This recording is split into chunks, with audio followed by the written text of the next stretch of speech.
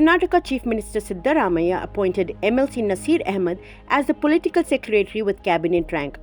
Naseer Ahmed is a member of Congress party and he represents the party in the state legislative council. As a political secretary, he is expected to work closely with Chief Minister, offering policy inputs, insights and helping in formulating political strategy.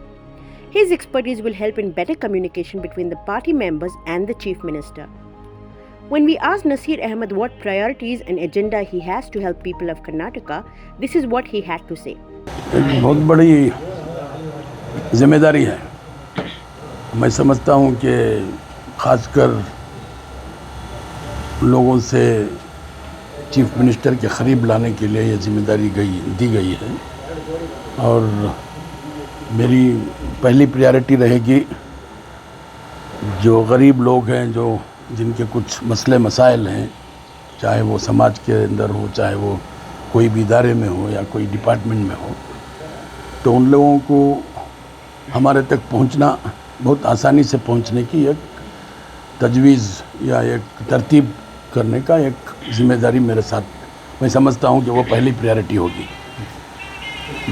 हफ्ते में 2 या 3 बार धर्म दर्शन का जो programme होता है वो बड़े तरतीब के साथ इंशाल्लाह करने की कोशिश की जाएगी और जो लोग भी स्टेट के अंदर चीफ मिनिस्टर से मिलकर अपनी शिकायत सुनाना चाहते हैं उनको मौका दिया जाएगा और उनके प्रॉब्लम्स को अटेंड करने की भी कोशिश की जाएगी और साथ साथ आगे चलकर हमारे जो भी NGOs हैं और इदारे हैं उनसे भी बातचीत करके उनके ज़रिए भी जो भी मसले मसाइल हैं उनको भी हल करने की कोशिश की जाएगी। On the occasion of upcoming Bakrid festival with anti-cow slaughter law, which has sparked protests around the state, this is what he had to say. सब लोगों से अपील करना चाहता हूँ कि भाई ईद है, उसका तरीक़ा है, किस तरीक़े से मनाया जाना, उसे भी बड़े सलीक़े से कहा गया है।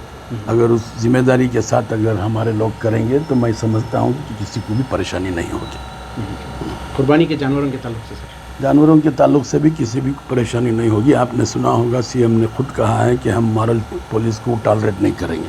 उसका मतलब जो है उसी में सब जवाब है।